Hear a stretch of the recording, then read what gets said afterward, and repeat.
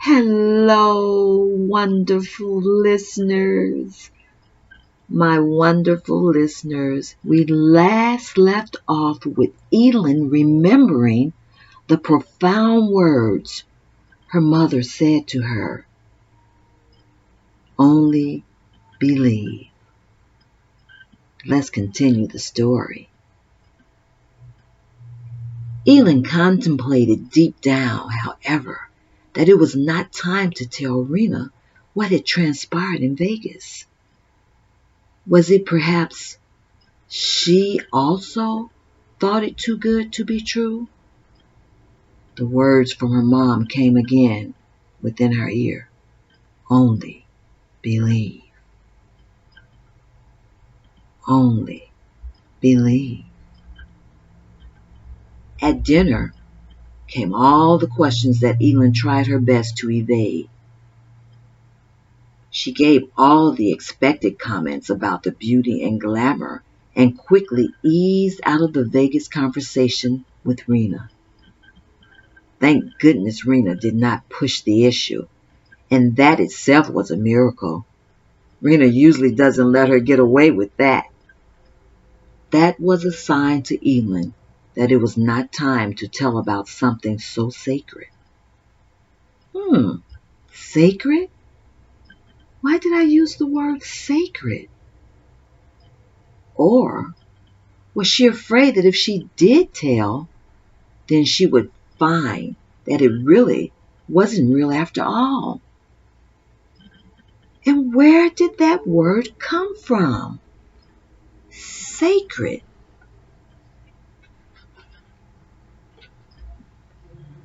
Oh, I got it from the movie. TH had called an experience sacred. And here she is using the very same word to describe an experience involving him. Elin returned home to find a text message on her new phone. I know that you are still processing all of this, and you being as special as you are will not immediately be calling me. But you know what? That's okay. Nevertheless, I don't think one day should go by without my connecting with you. I know that I have found the sacred treasure that I have searched for all of my life. And I will not lose you. That's a promise. TH.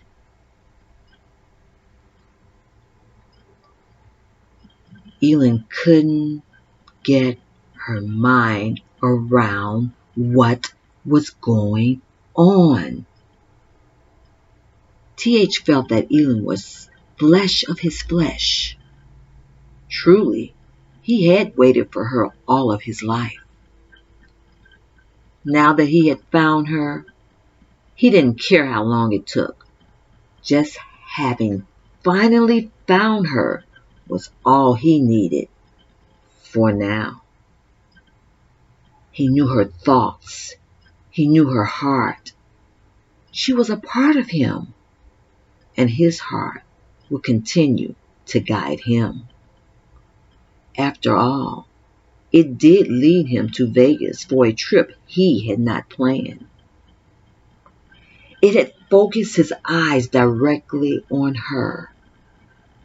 His heart had engineered every action which led to her. All the information he needed about her in Vegas had somehow ended up in his lap.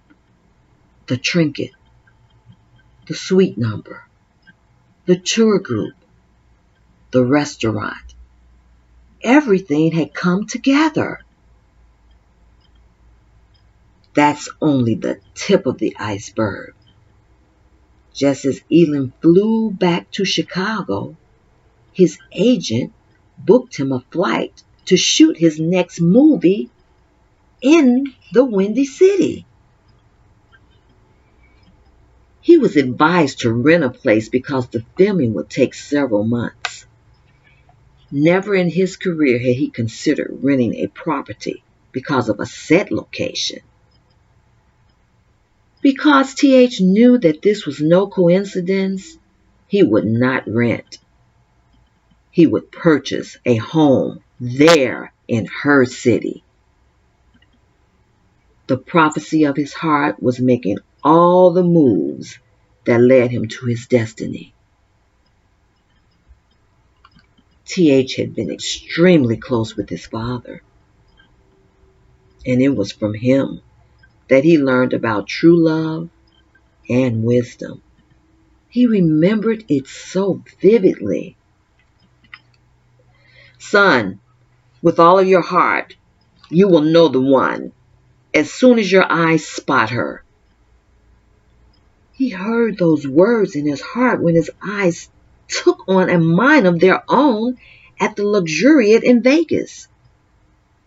It was like a prophecy when his father said that his very own eyes would take hold of the true one, until it would almost be frightening to the young lady. That is exactly what he saw in EL-YON as she quickly fled the hotel lobby. Pure fright. Even all the leading ladies he starred with could not hold his attention. Everyone wondered why he had not married yet. But it was no mystery to him. TH finally discovered what he had been searching for. Somehow, some way, she had appeared in his path. He had never been like most men he associated with.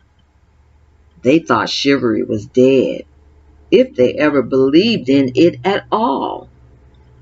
They didn't believe in finding one's soulmate. And while he never knocked their beliefs,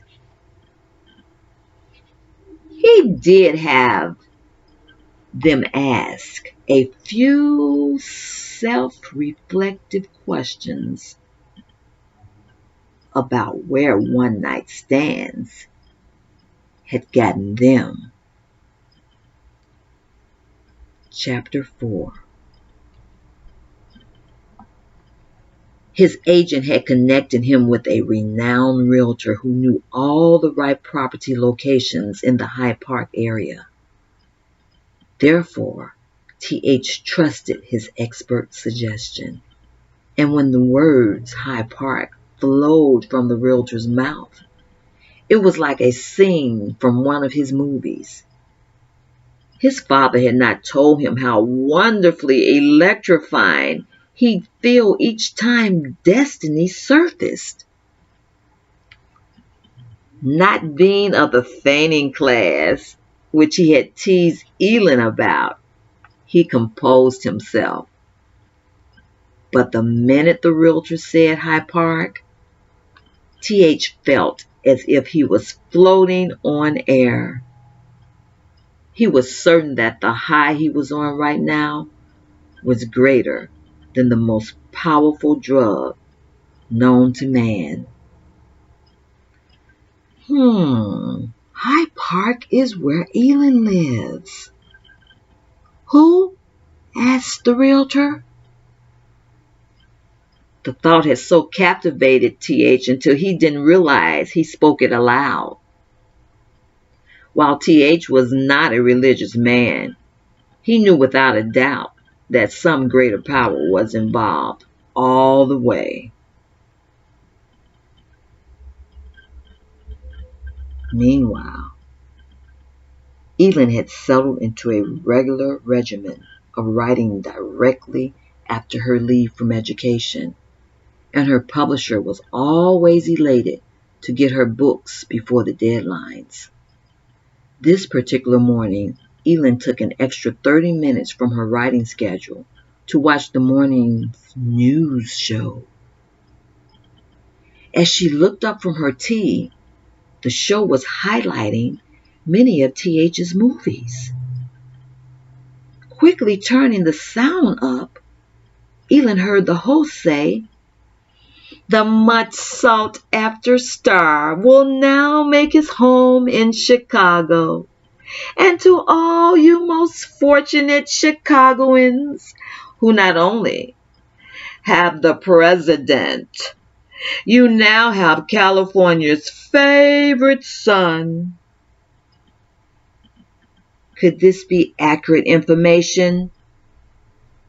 With the current state of journalism, one almost had to run their own investigation before believing anything reported on nowadays. But where would she begin?